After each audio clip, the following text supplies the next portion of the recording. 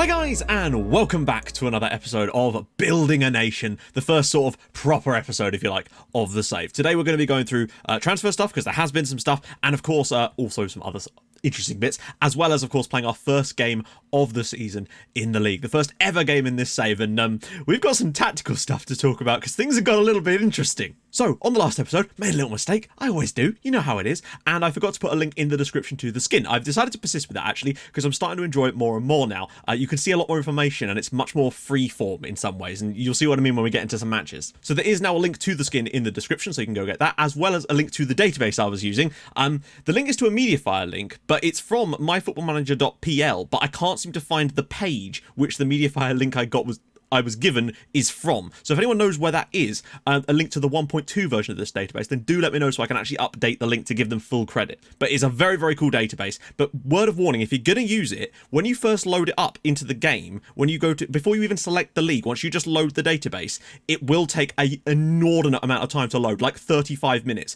It's not crashed, just let it go, and it will eventually load. And then after that, it's fine. Also, just to clear up a little bit of confusion with regards to the way I'm signing players in this save, we can sign players from other Polish teams at the moment, because obviously we can only scout Poland, so it would be ridiculous if we couldn't. It's only when I get to the point where I can actually scout other countries that I will then start to use those instead of Poland, basically. That's the plan with it. Finally, 6 o'clock means something again. I mean, last week at 6, me and the missus went to IKEA.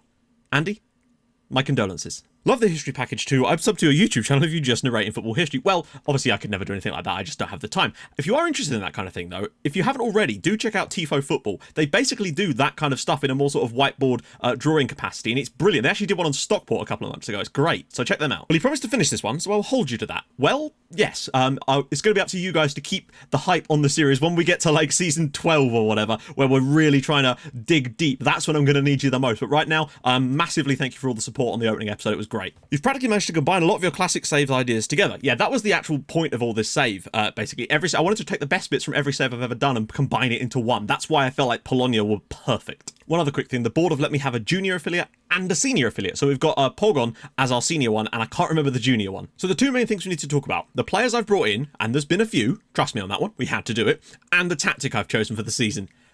You're gonna like this, I think. So we've brought in 8 or 9 players just to try and bolster the squad in certain areas. The first one I brought in is Mateusz Góra. He is a, well, attacking midfielder, but more importantly, he's a shadow striker. You'll see why that's important in a minute. But he's fairly solid, he's fairly tall, he's a pretty good player for this level, and he's only 20, which is one of the other reasons I was keen to bring him in. I brought in loads of players on trials from the free transfer list, had a look at a lot of them, and then played them in a lot of friendlies too to actually get a real look at them, and then I just signed any of the ones on relatively cheap contracts, although in this guy not so much, that I could basically get my hands on to really boost the squad, basically, and that's what we've done, and I think it's worked out quite nicely. There's also Michael Felix, a very young 19-year-old Pole on £100 a week. He's more about future, but we just needed a secondary striker that had a little bit of ability for the future, and I think this guy really is quality, frankly, and to get him on a free transfer with £100 a week, I'm very, very pleased. The potential's there. He might not get much game time this year, but that's fine by me. Next up is Sebastian Z. I couldn't find out how to pronounce this one particularly, so if someone knows how to pronounce this one specifically, let me know. I couldn't find it anywhere on the internet. He's a 20-year-old central midfielder. It's an area that we weren't particularly weak in, but when the opportunity came to sign this guy, I thought like it's a reasonable one. He's got 14 passing, 13 vision. I'm really key on the passing, and you'll understand why fairly soon. Lots of pros, very few cons, and he's on a relatively cheap wage. Again, young. And now a centre-back. We finally signed, I've actually signed like 3 or 4 of them because we really needed to strengthen that area. So this is Damian Wietrykowski, who I think he's pretty solid. He hasn't got the best heading, he's only 7, but he is 6'2", so that's probably going to help with that. But he's got that 12 marking, 12 tackling. He's left-footed, which I think is quite important to have because we needed a bit of a balance there. And you can see this area is looking much nicer than it was before. So yeah, centre-backs is one area I've very much focused on. Again, 20 years old, not worth a lot of money, and he's not on a lot of money either, and that is pleasing. Next up, another centre-back, but this one can also play right-back. Another one of the reasons I was interested in him, Konrad Kasulik, who, yeah, 12 heading, marking isn't as good, but he is 6'4".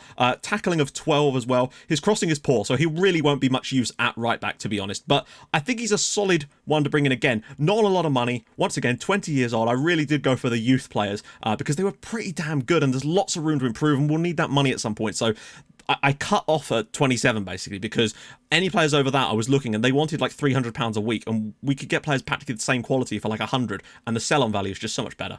Next up is another centre-back, but this guy can also play a defensive midfield. Main reason I was interested in him, Krzysztof Nybruski, who is 6'4" as well. decent heading, decent marking, decent tackling. A few of his physicals are a little bit iffy. He's only 21 years old, but again, it's all about the cheapish wages as well, which is the main reason I'm interested in most of these guys. Just bringing in bodies was the real problem we were going to have, and I think we've managed to deal with that fairly well. Just when you looked, we only had Zemborowski, and now we've got Kaselik, Nibruski, and a few more as well. So, and also Damian Wietrokowski as well. So there's a lot of bodies. Next up is another centre-back, Simon Kucieniewski, who, again, 6'1", fairly solid, heading of 11. I say solid a lot. You're going to get used to that one. I'm going to try and find some other words. Marking of 13, which is pretty nice. But again, it's just more bodies for that centre-back slot, really, all on relatively cheap wages. We can rotate like mad, which we're going to need to do. The ones that will rise to the top, the cream of the crop will rise to the top. I don't know what that is in Polish, let me know. I'm also enjoying his complete triangle here of his attribute graph. Some more backup for the left-hand side. Jan Pelk, a 19-year-old Pole this time. The main reason I was interested in him, because we actually had options in that slot, was that my scouts were really hitting me hard on his potential. He was rated at like 85 or something. So I was very interested. Plus 14 crossing, 14 dribbling. For a 19-year-old in the 4th tier of Polish football, that is good. His balance, though, is 3. So he essentially plays like a man who's downed 2 bottles of vodka. But hey, we'll see how that... Maybe he'll wrong foot the opposition with his wobbly run. Jakob Zmuda as well, a left-back, 21 years old this time, just to give us some backup in that position. Because obviously we've got Wojdyga is probably not going to be here that much longer, so I wanted to make sure we've got options. We've also got, of course, Piotr Mazlanka in that position too, so lots of options there, bringing in the bodies. And finally, someone to just boost that right a little bit, but again, it's because he's 18 years old and had the potential again. Adam Bloomer, he's coming as well, 6 foot tall, but again, 14 crossing, 14 dribbling, good first touch, okay-ish passing, 6'2". There's a lot to like about this guy, so that's the signings I've made, all on free transfers. Yeah, it was just all about wages, and I brought in an extra scout and a few things like that just to boost us. But now you're thinking, what are you going to do with them? Well, I'll bloody tell you. Yep, that's right. Your eyes are not deceiving you. I've lost the plot. So you might also be wondering, your best player, Pieczara, is a striker. Why are you not playing a system with a striker? Honestly, because every time I tried to make a system when I was just looking at shapes that fit him in, it didn't suit everybody else, and I don't know. I just felt it was too similar to what I was doing with Stockport and Fulham, and I wanted to try and think a bit outside the box and try something completely off the rails. So we've gone strikerless. And the fact is, Pieczara will still play for us in this system. He'll just be playing a tiny little bit deeper.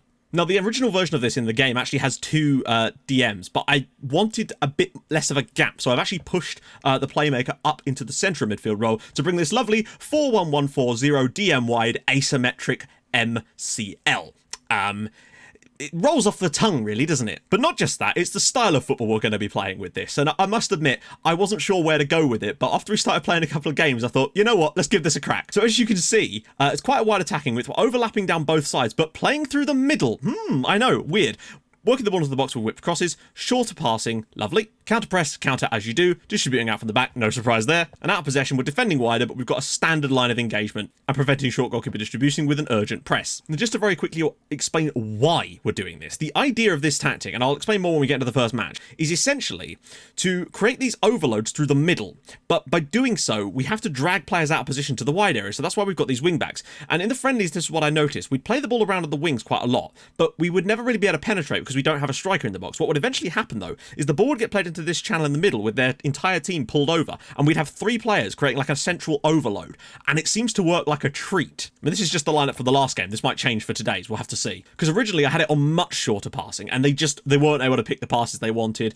There was all sorts of problems. I also didn't have a winger in one position. It needed some work, but you can see where things start to change. So these were, the early games where we played well, I'll admit, but these were all against teams that were pretty poor. Like Benfica, Clisino were from I don't know which division. I don't think they were even in the 9 divisions that the game lists. But where things started to turn around, as you can see, we played against Kluksborg, which is a great name, but they're in the same tier as us, and we beat them 1-0, looked pretty solid, but I'll show you some of the match stats, and you'll understand why I'm so happy with it. But the next match, we went and played team Odra Opola from the 2nd tier and beat them 2-0 in a really comfortable performance. Very solid. We then lost to our top division affiliate, no surprises there, didn't have a single shot. Oops. Another team in the top flight, still lost 2-0, but we played much better and created chances against them. And then we went out and beat a top flight side 3-1 in a friendly. Now, I know it's a friendly, but we're in the 4th tier, and we've beaten a top flight side 3-1, and they were lucky to have won. But I just want to quickly show you the fact that in these games, we're often attracting 60+% possession. Our passes, we're passing teams off the pitch and just slowly but surely grinding out chances, and I am a huge fan of doing that. We're essentially going to try and play like total football strikerless systems in the 4th tier of Polish football, because why the hell not? That's the fun of Football Manager, isn't it? So today, we open our account for the season away at Sokol Ostroda.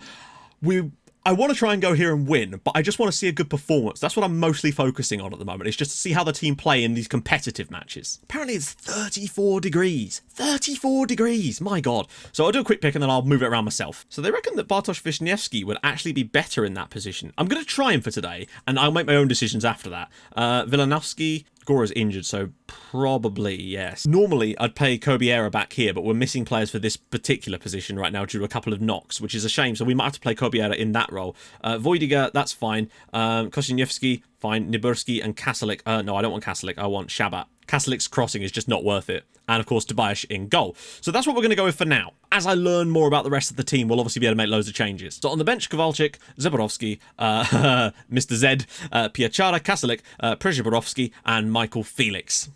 Nice easy one, that. Oh, they're playing a 4-4-2. Oh, joy. Perfect. Just what we needed. The one tactic I've seen that we don't seem to play so well against. Okay, I guess we should just get into things and see how we do. Players still haven't fully got used to me yet, but they are getting there at least. Right then, let's go. I am a little bit concerned because of the fact that the one tactic we didn't play so great against was the 4-4-2, but we'll see. There are some individual instructions on the players too, which are quite important. I'll talk about that later. Essentially, both of the attacking midfielders are roaming from position to allow them to create space for themselves, essentially. You'll see already, 72% possession after 10 minutes. Now, that doesn't mean much yet. Simpson's ball in. Oh, God, they've scored from a set piece. Forgot to defend set pieces. That was the one thing I forgot to do, was training defending set pieces. Ah, dear. We're not defending set pieces, but specifically indirect free kicks.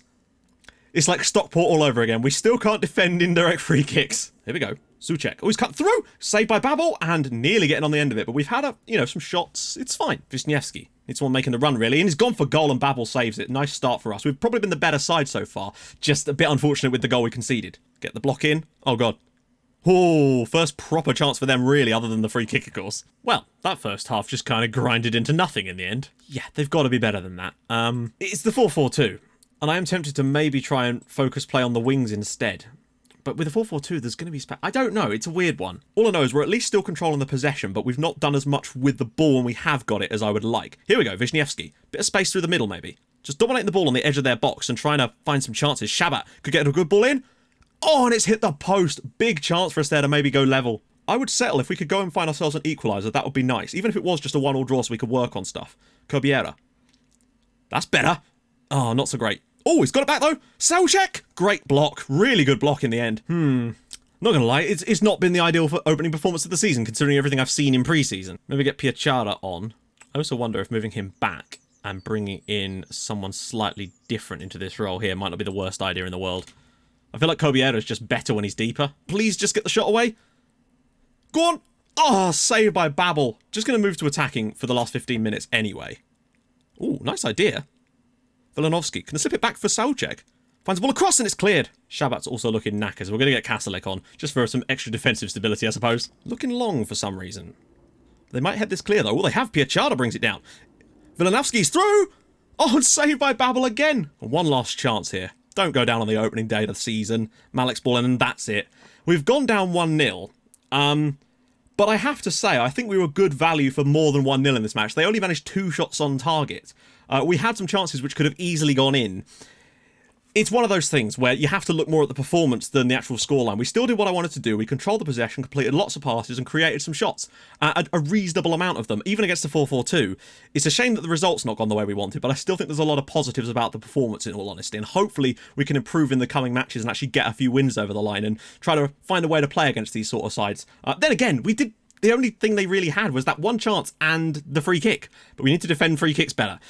That's annoying, but hey, you can't always get off to the fly you want. So not the ideal start. Unfortunately, the team we're probably going to be chasing all season if we want to have any hope of going up is Legia. And they've already smashed their first opponent 4-0 on the opening day. We're going to have to be better than that, quite frankly. And I think it's going to be tough because as far as I'm aware, only the winner has any shot of getting promoted out of this league. So getting out of this division is going to be the toughest part of this entire save, I think. But that's what we're going to aim to do in our next match. Now, Normally, at this point, I'd go away and play 4 or 5 games off camera, but because this video needs to go up today and I still need to record another one, we're going to do a slightly smaller amount off camera and come back for a double live com. So we're unfortunately going to miss the Legia game off camera, which is a bit of a shame, but I don't want to have nothing off camera for you. And we'll come back and we'll do both of these matches here against Unia Skierniewice and Mazur Uk, which is a very cool sounding team name. So we'll come back and do both of those games. Hopefully, we can pick up some more points throughout there, because I think the system is fine.